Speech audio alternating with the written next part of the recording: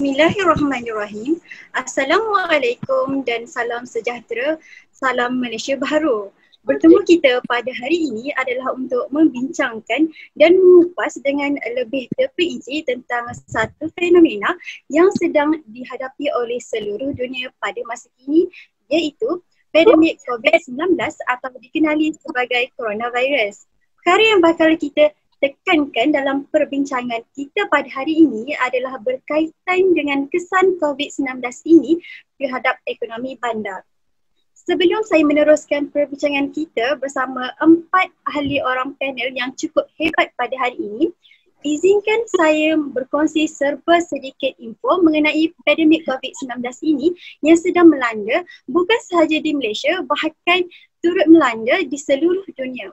COVID-19 nama yang cukup menggerunkan bagi penduduk di seluruh dunia pada masa kini. Saban hari, peningkatan angka jangkitan dan korban akibat coronavirus ini semakin membimbangkan. Hari ini, setelah lebih 3 bulan, kita berada di dalam tempoh Perintah Kawalan Pergerakan PKP, negara kita kini berada di dalam fasa pemulihan krisis COVID-19. Menyeloti kembali pada tarikh 16 Mac 2020, Perdana Menteri kita Tan Sri Muhyiddin Yassin telah membuat ucapan di televisyen dan mengumumkan PKP dilaksanakan di seluruh Malaysia sebagai langkah pencegahan terhadap wabak COVID-19 di negara ini. Sejak itu, negara Malaysia melalui 6 fasa PKP dengan semua tindakan tegas yang telah disyorkan oleh Pertubuhan Kesihatan Sedunia WHO agar dapat membendung wabak COVID-19 ini secara efektif. Sepanjang kita melalui fasa PKP ini, sudah pasti akan memberi impak terhadap kegiatan ekonomi bandar. Hal ini seperti yang kita ketahui, sepanjang fasa ini dilaksanakan, banyak sektor ekonomi seperti pelancongan, pengangkutan, perniagaan dan sebagainya mengalami kerugian apabila terpaksa memberhentikan operasi buat sementara waktu bagi menghalang wabak ini daripada terus menjangkiti dan merebak. Baiklah, pada hari ini kita tidak dapat menjemput ahli panel kita ke studio berikutan pandemik COVID-19 yang melanda. Oleh itu, kita hanya dapat bersua muka secara atas talian sahaja. Jadi bersama saya 4 orang ahli panel yang cukup berdedikasi dan hebat. Yang ingin saya perkenalkan kepada mereka yang mengikuti perbincangan kita pada hari ini. Ahli panel kita yang pertama iaitu Dr. Siti Hajar binti Bukhari yang merupakan penganalisis ekonomi. Seterusnya, saya perkenalkan ahli panel kita yang kedua, iaitu Dr. Nur Izzati binti Muhammad Syahid yang merupakan pegawai pakar ekonomi dari UTHM. Ahli panel kita yang ketiga ialah Profesor Madya Dr. Fatim Alia binti Muhammad Nur yang merupakan pensyarah geografi dari Universiti Kebangsaan Malaysia. Dan terakhir sekali, tak lain tak bukan ahli panel kita yang keempat, iaitu Puan Haznur Hafiqah binti Samsudin yang merupakan Presiden Majlis Pelancongan Malaysia MPC. Apa khabar keempat-empat orang ahli panel kita? Baik, Alhamdulillah. Baik, Alhamdulillah. Okey, baiklah.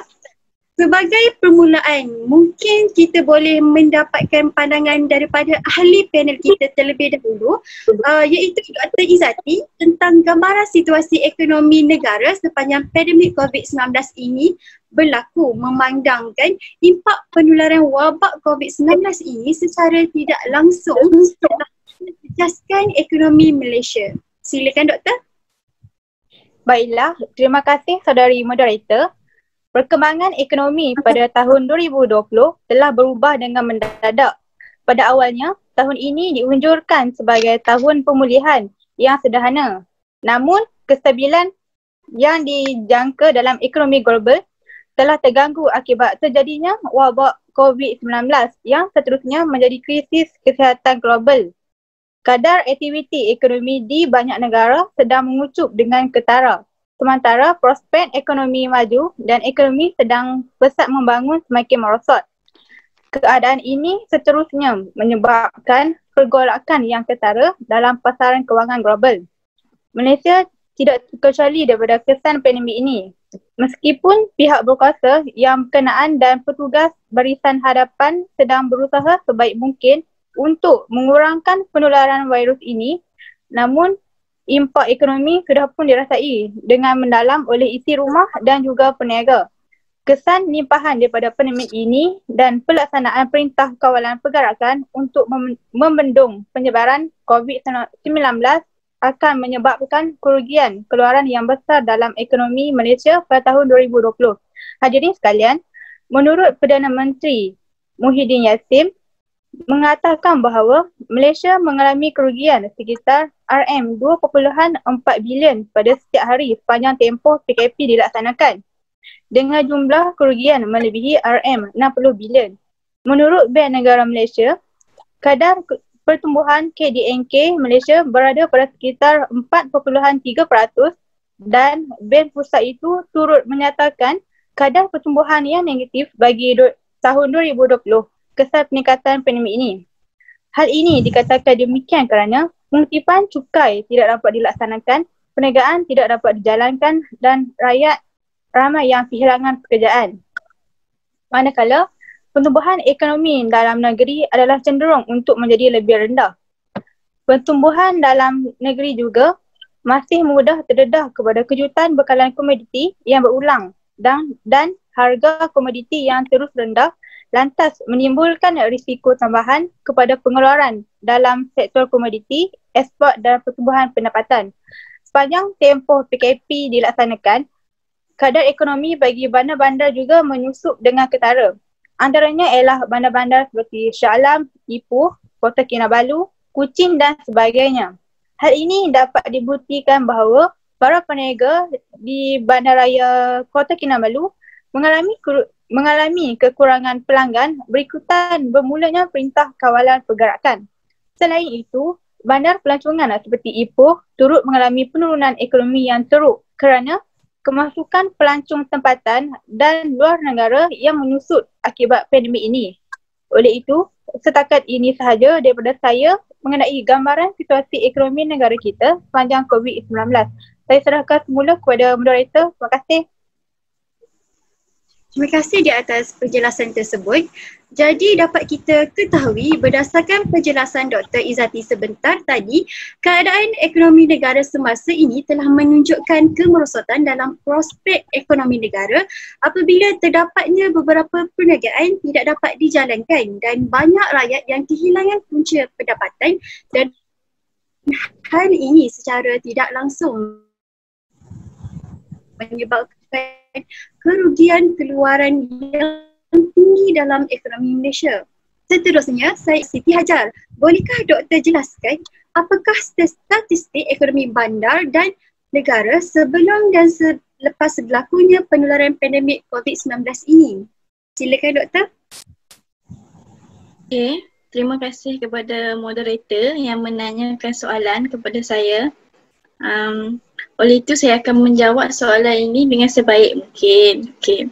Dalam keadaan persetaraan ekonomi global yang mencabar ini telah mengganggu bekalan, iaitu bekalan makanan dan bekalan ekspor import dalam negeri dan mengganggu ekonomi Malaysia.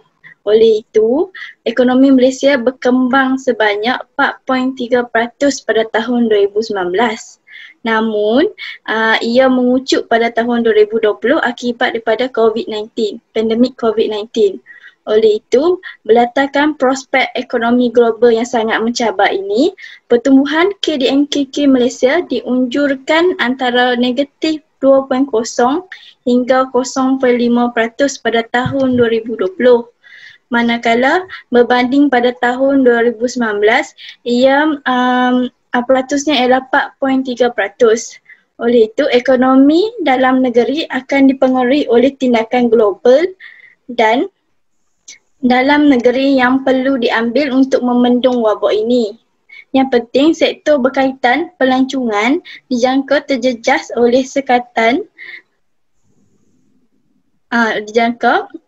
terjejas oleh sekatan perjalanan yang meluas dan penghindaran risiko perjalanan. Oleh itu, ini menjejaskan statistik ekonomi di setiap bandar. Okay, selain itu, inflasi keseluruhan diunjurkan berpurata dalam jumlah antara negatif 1.5 hingga 0.5% pada tahun 2020. Berbanding pada tahun 2019, ia 0.7% yang mencerminkan terutamanya harga atau ekonomi semakin menurun kepada lebih rendah. Hal ini menunjukkan bahawa statistik ekonomi pada tahun 2019 lebih baik berbanding tahun 2020 pada tahun 2020 yang mengalami pandemik coronavirus. Okey, sekian, terima kasih. Itu sahaja jawapan saya. Terima kasih atas pandangan dari Dr. Siti Hajar. Baiklah, kita sedia maklum bahawa sepanjang PKP dilaksanakan, hampir semua industri mengalami kerugian dan mengalami impak yang cukup hebat.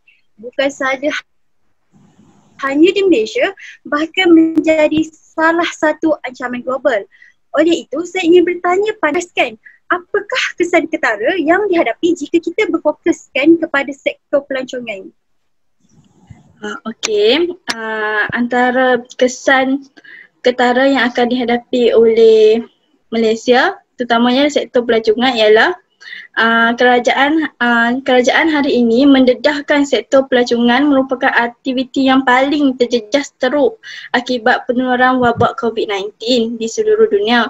Dalam laporan laksana ke-7 pelaksanaan pakej rangsangan ekonomi prihatin rakyat, iaitu Prihatin, Menteri mengatakan statistik menunjukkan setiap 4 dari 10 pekerjaan dalam sektor pelancongan terkesan akibat pandemik. Oleh itu banyak pekerja dibuang dan menganggur dan banyak hotel atau yang berkaitan sektor pelancongan gulung tikar kerana terkesan dengan pandemik COVID-19. Hal ini kerana pakej pelancongan dibatalkan dan ini menjejaskan mereka yang berkerjaya dengan syarikat penerbangan dan perhotelan, serta Perintah Kawalan Pergerakan iaitu PKP yang dilaksanakan juga memberi kesan kepada sektor pelancongan. Okay. Menurut Tan Sri Mihuri Yassin menjelaskan bahawa anggaran kerugian keseluruhan dalam sektor pelancongan mulai Januari hingga Februari 2020 adalah sebanyak RM3.37 bilion akibat penularan coronavirus ini. Perdana Menteri juga berkata, kerajaan menganggarkan menurunnya sebanyak 0.8% hingga 1.2% KDNK negara, iaitu penurunan sebanyak RM1.08 bilion hingga 1.73 bilion. Oleh itu, kerajaan telah mengambil langkah untuk membendung masalah sektor pelancongan ini, iaitu mengubah strategi atau merangkakan strategi. Sebagai contoh, Melaka telah mengubah strategi untuk menarik pelancong ke bandar mereka kerana kelembapan terhadap sektor pelancongan akibat wabak coronavirus ini. Oleh itu, Melaka telah merangka pelbagai pakej bagi memulihkan sektor pelancongan bandar mereka yang terjejas susulan pelaksanaan Perintah Pergerakan PKP bagi mengekang penularan wabak COVID-19 ini. Oleh itu, menurut Ketua Menteri Melaka, ia berkata usaha itu penting kerana sektor pelancongan di Bandar Melaka adalah antara penyumbang utama ekonomi di negeri Melaka. Okey, itu sahaja jawapan saya yang boleh saya bagi kepada persoalan yang diberi oleh moderator. Okey, sekian, terima kasih. Baik, terima kasih doktor. Kita beralih semula kepada Dr. Izzati. Seperti yang kita tahu, apabila berlakunya pandemik ini, kebanyakannya rakyat tidak dapat bekerja kerana berlakunya penutupan permis, perniagaan, syarikat, kilang-kilang dan sebagainya. Oleh itu, boleh doktor jelaskan adakah penutupan sektor pekerjaan ini menjejaskan ekonomi bandar kerana terdapatnya sesetengah sektor pekerjaan tidak memperoleh pendapatan apabila tidak bekerja. Jadi bolehkah Dr. Izzati jelaskan? Punya penutupan sektor pekerjaan maka ia secara tidak langsung akan menjejaskan ekonomi penduduk bandar. Hal ini dapat dibuktikan bahawa menurut Bank Negara Malaysia, ekonomi Malaysia beroperasi pada kapasiti 45% sepanjang tempoh Perintah Kawalan Pergerakan. Penurunan ini kerana terdapat sektor-sektor pekerjaan yang tidak dibenarkan untuk menjalankan operasi. Hanya sektor perkilangan, peladangan, pertanian, pembinaan, perhubungan, pengkuarian dan perkhidmatan sahaja yang dibenarkan beroperasi semasa penularan virus ini. Langkah yang dilaksanakan ini adalah untuk membendung penularan pantas COVID-19. Apabila rakyat tidak dapat bekerja, maka pendapatan isi rumah semakin berkurang. Berdasarkan pemerhatian pada tahun ini, didapati perbelanjaan pengguna berkurangan sebanyak 50% kerana beberapa faktor seperti tiada lagi kos pengangkutan, penyelenggaraan kenderaan, minyak dan tol kerana penduduk tidak dapat pulang ke kampung disebabkan Perintah Kawalan Pergerakan.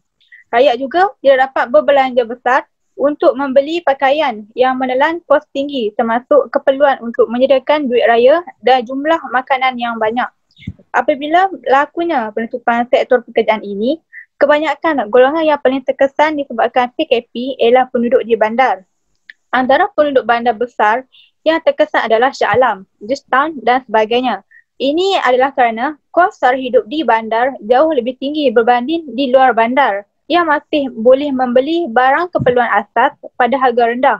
Sejak berlakunya penularan COVID-19, golongan yang tinggal di bandar menjadi miskin bandar semakin meningkat kerana terdapat perniagaan yang tidak dapat beroperasi, pemotongan gaji dan berlaku pembuangan pekerjaan. Sekian, terima kasih daripada saya. Terima kasih atas penjelasan tersebut. Kita beralih pula kepada panel seterusnya iaitu Prof. Fatim. Sektor pengangkutan turut terkena tengkias akibat pandemik ini. Oleh itu, bolehkah doktor beri penjelasan sedikit antara kerugian dan terjejas apabila berlakunya pandemik ini? Silakan doktor. Okey, terima kasih kepada moderator atas soalan tersebut. Okey, tidak dinafikan bahawa sistem pengangkutan awam adalah antara sektor yang turut terjejas akibat penularan COVID-19. Hal ini berlaku kerana jumlah penumpang pengangkutan awam terutamanya bas semakin berkurang berikutan kawalan pergerakan yang dilakukan oleh kerajaan. Jadi pengangkutan awam tidak dapat beroperasi seperti biasa dan ianya telah menjejaskan ekonomi sektor tersebut.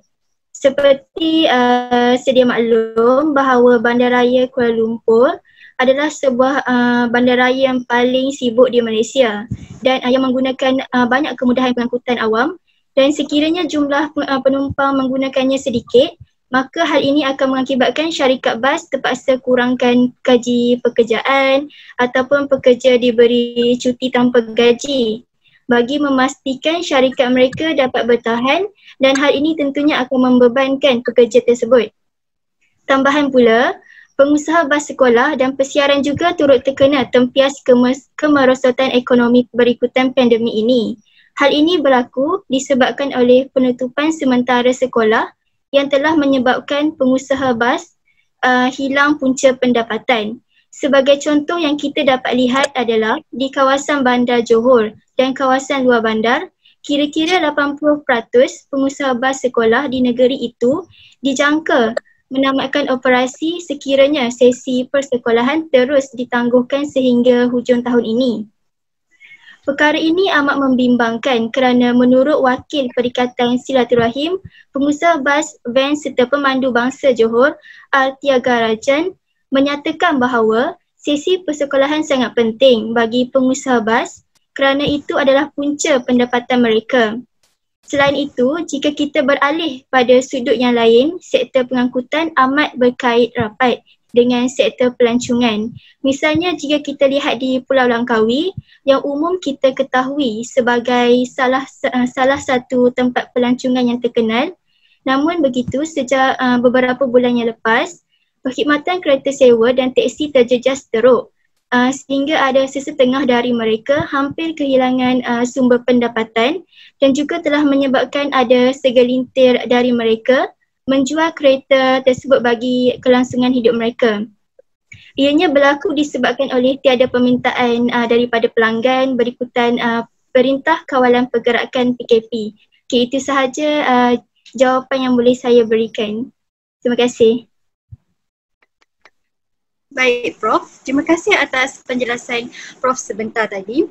Jika dilihat kesan akibat pandemik COVID-19 ini, industri perhotelan adalah antara yang paling terkesan terhadap ekonomi bandar di sesebuah negara. Adakah Prof Fatim turut berpandangan sebegitu? Sekiranya ya, silakan Prof Fatim untuk menyuarakan pandangan berserta dengan beberapa bukti yang kukuh.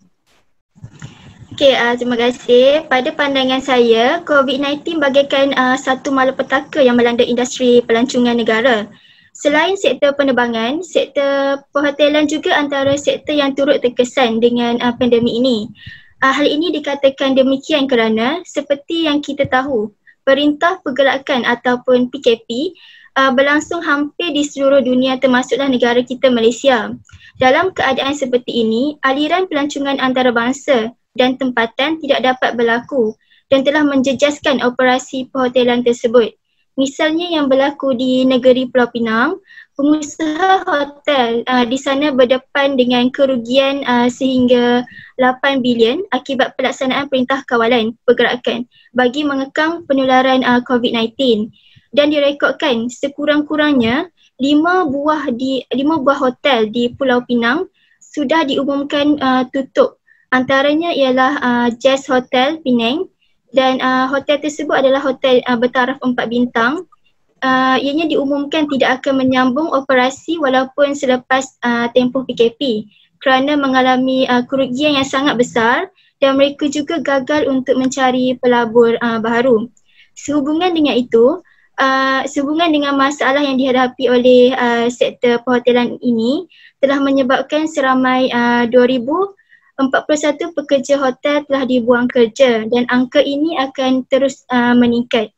Okay, selain hotel yang bertaraf 5 dan 4 bintang, penularan pandemik ini juga memberi kesan kepada hotel bajet.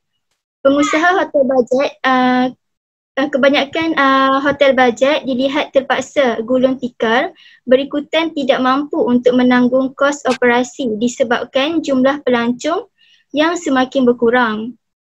Okay, menurut Puan Amy Suraya Hussein iaitu Presiden Persatuan Hotel Bajet Malaysia berkata dianggarkan 15% daripada 2,300 ahli MYBHA terpaksa mengambil keputusan untuk menutup terus operasi dan menutup sementara hotel mereka setelah PKP ditamatkan.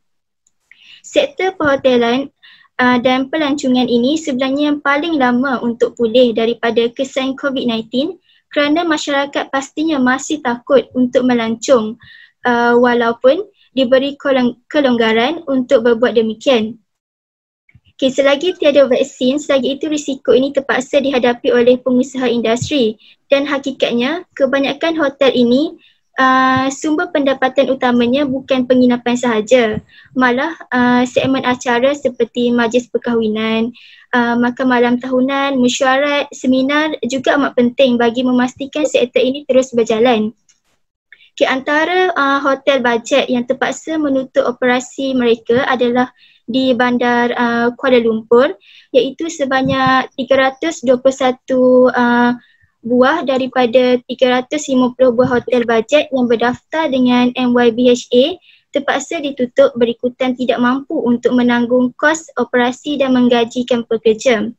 Perkara ini turut juga berlaku di beberapa buah bandar lain seperti Melaka, Pulau Pinang, Johor dan sebagainya. Dan lebih membimbangkan, ada pengusaha yang tidak dapat menerima bantuan daripada kerajaan kerana program pengekalan pekerja sudah ditamatkan sepenuhnya yang berkuat kuasa 22 April lalu oleh Pertubuhan Keselamatan Sosial Pekeso berikutan kekurangan dana. Okay, jadi pada saya, pihak kerajaan perlu memberi lebih perhatian terhadap sektor ini kerana ianya juga sangat penting dalam menyumbang ataupun meningkatkan ekonomi negara pada masa akan datang. Okay, terima kasih. Terima kasih Prof Fatim kerana sudi berkongsi pandangan Prof. Berdasarkan penjelasan Prof. Fatim sebentar tadi, dapat disimpulkan bahawa kesan pandemik COVID-19 ini turut memberikan kesan terhadap sektor perhotelan. Hal ini dapat dijelaskan apabila sektor tersebut banyak mengalami kerugian akibat daripada kekurangan jumlah pelancong sepanjang tempoh PKP dilaksanakan. Soalan seterusnya saya ajukan kepada panel yang terakhir, iaitu Puan Haznur. Berbalik kepada penjelasan yang diberikan oleh Prof. Fatim sebentar tadi, bolehkah Puan Haznur terangkan apakah inisiatif ataupun langkah yang dilakukan oleh kerajaan maupun pihak perhotelan itu sendiri bagi membantu memulihkan industri perhotelan tersebut? Silakan Puan. Terima kasih saudari pengerusi. Baiklah, antara langkah yang dilakukan oleh kerajaan dalam memulihkan industri perhotelan adalah dengan memfokuskan semula atau membenarkan sektor pelancongan domestik menerusi pelaksanaan Perintah Kawalan Pergerakan Pemulihan iaitu PKPP yang sedang berkuat kuasa pada masa ini. Ia selaras dengan fasa penjanaan semula ekonomi negara, iaitu menurut Perdana Menteri sendiri iaitu Tan Sri Muhyiddin Yassin menyatakan sektor pelancongan negara dianggarkan mengalami kerugian sebanyak 3.337 bilion daripada bulan Januari sehingga Februari 2020 akibat penularan wabak tersebut. Seperti yang kita ketahui, tiada lagi sekatan rentas negeri dikenakan ke atas mana-mana individu. Keadaan sedemikian seolah-olah memberi galakan kepada masyarakat untuk membawa keluarga mereka masing-masing untuk melancong dalam negeri buat masa ini dengan mengamalkan kebiasaan baharu atau new normal setelah hampir 3 bulan tidak ke mana-mana.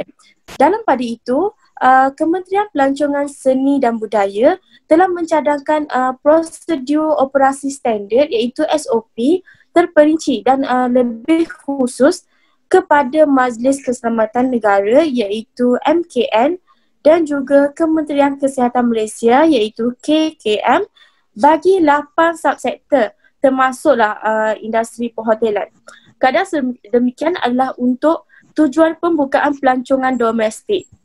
Secara tak langsung, keadaan tersebut sekaligus akan membantu industri perhotelan yang seperti mana kita ketahui, industri perhotelan dikatakan terjejas teruk sejak penularan pandemik coronavirus atau COVID-19 ini.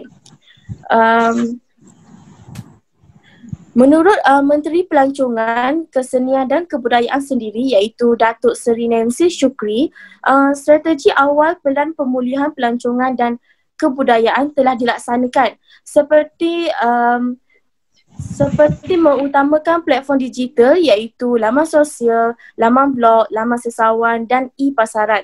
Kementerian Pelancongan Seni dan Budaya melalui agensinya iaitu Tourism Malaysia telah mempromosikan kempen-kempen cuti Malaysia untuk menggalakkan rakyat sendiri melancong dalam negara buat masa ini.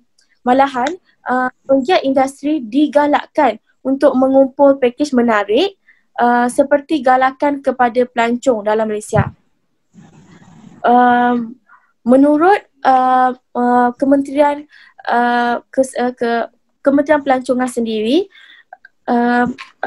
akan menggunakan platform tersebut, platform seperti Cuti-Cuti Malaysia, Cuti-Cuti Malaysia e-Travel Fair, e-Corporate Bazaar dan Malaysia Tourism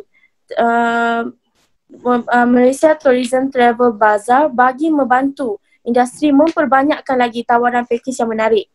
Pentingnya pelan pemulihan pelancongan dan kebudayaan yang efektif dirangka adalah dengan kadar yang segera bagi membolehkan ekonomi negara kita pulih dengan kadar yang lebih cepat, secepat mungkin. Itu sahaja daripada saya serah kembali kepada pengerusi. Terima kasih. Terima kasih Puan atas penjelasan tersebut.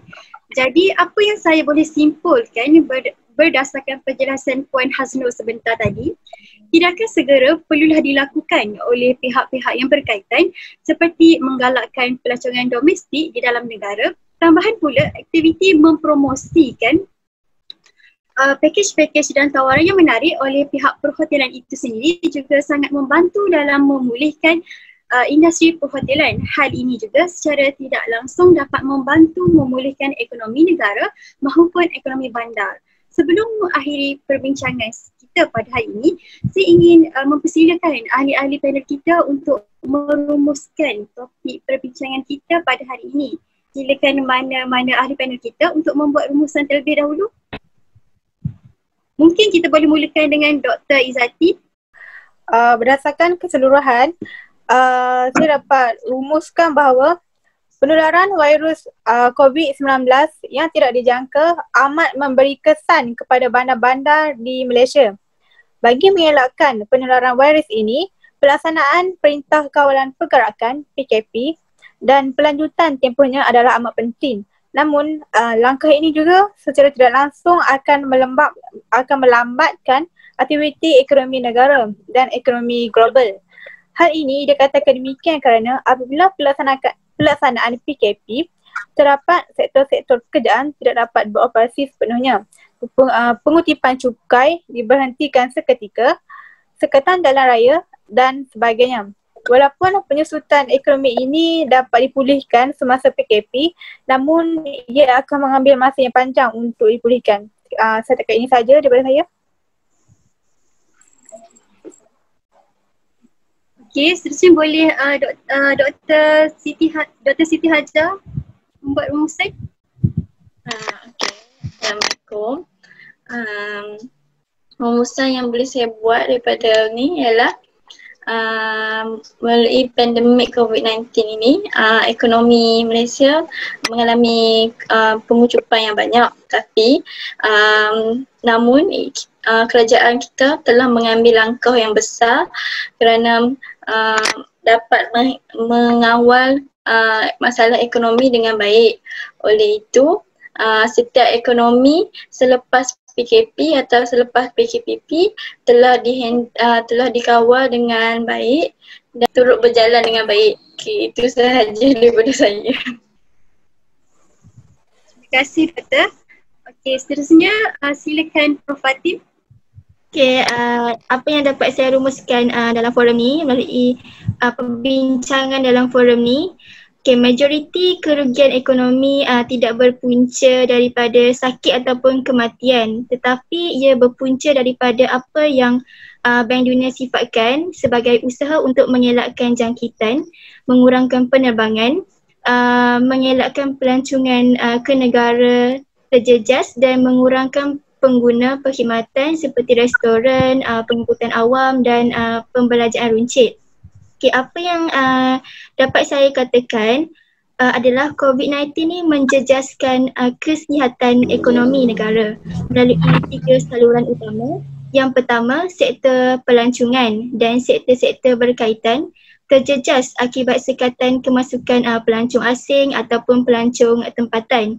Dan kawalan pergerakan yang turut menjejas aktiviti pelancongan domestik iaitu pelancongan tempatan. Okay, yang kedua, sektor-sektor ekonomi dalam negara terjejas akibat kesan rantaian bekalan global. Contohnya sektor pengangkutan udara juga terjejas kerana syarikat penerbangan terpaksa menghadkan ataupun memberhentikan seketika operasi mereka ke luar negara ataupun dalam negara. Okay, yang ketiga, guna tenaga perniagaan terjejas akibat daripada pekerja-pekerja yang terkena jangkitan dan juga arahan sementara kawalan pergerakan penduduk. Akibatnya pengeluaran barangan dan perkhidmatan akan berkurangan. Okay, sejauh mana negara berjaya pulih daripada krisis ekonomi akibat COVID-19 ini sangat bergantung dan sebahagian besarnya sangat bergantung pada pihak kerajaan itu sendiri dan diri kita dalam berusaha untuk mematahkan rantaian COVID-19 ini. Okay, itu sahaja. Terima kasih. Terima kasih Prof atas rumusan Prof sebentar tadi. Seterusnya Puan Haznur. Terima kasih saudari pengerusi. Secara rumusannya dapat kita rumuskan bahawa pandemik COVID-19 ternyata menjejaskan kestabilan ekonomi di negara kita melalui beberapa saluran utama terhadap terutamanya terhadap sektor-sektor ekonomi dalam negara yang terkesan akibat kesan rantaian bekalan global. Menurut pensyarah Jabatan Ekonomi Universiti Putra Malaysia iaitu Profesor Dr. Muhammad Yusof Saari berkongsikan carta mengenai impak COVID-19 kepada ekonomi, di mana COVID-19 ini memberi impak kepada ekonomi rakyat pada masa kini melalui 3 saluran iaitu penurunan permintaan ekspor, penurunan permintaan domestik dan kesan pelaksanaan Perintah Kawalan Pergerakan iaitu PKP. Menurutnya, ketiga-tiga saluran ini memberi impak berbeza kepada rakyat bergantung kepada kumpulan pendapatan mereka, terutamanya bagi masyarakat yang tinggal di kawasan bandar. Oleh itu, jelaslah bahawa masalah COVID-19 ini memberi kesan kepada ekonomi bandar. Dan saya juga menyeru kepada semua rakyat Malaysia agar memberi galakan yang baik kepada kerajaan dalam menangani masalah COVID-19 yang melanda di negara kita dan juga negara luar pada masa kini. Sekian saja pada saya. Terima kasih. Baiklah. Saya ucapkan ribuan terima kasih kepada ahli panel kita pada hari ini kerana sudi meluangkan masa bagi menyuarakan pandangan dan pendapat masing-masing. Secara kesimpulannya, tidak dapat dinafikan lagi bahawa pandemik COVID-19 ini yang berlaku telah memberi kesan kepada ekonomi negara, bahkan hampir melumpuhkan ekonomi dunia. Negara Malaysia juga secara tidak langsung terkena akibat pandemik COVID-19 ini apabila terdapatnya beberapa sektor ekonomi yang tergendala sepanjang PKP dilaksanakan di negara ini. Misalnya seperti sektor perhotelan, pengangkutan dan pelancongan. Kerugian dan kehilangan pekerjaan telah dihadapi oleh setiap orang yang terlibat dalam sektor-sektor berkenaan. Keadaan ini akan menyebabkan berlakunya kemerosotan dalam ekonomi negara maupun bandar. Oleh itu, pihak kerajaan maupun pihak-pihak yang berkaitan hendaklah bertindak dalam melaksanakan langkah yang proaktif bagi memastikan ekonomi bandar kita pulih dari semasa ke semasa. Sekian sahaja untuk hari ini. Terkasar bahasa, tersilap bicara, mohon dimaafkan.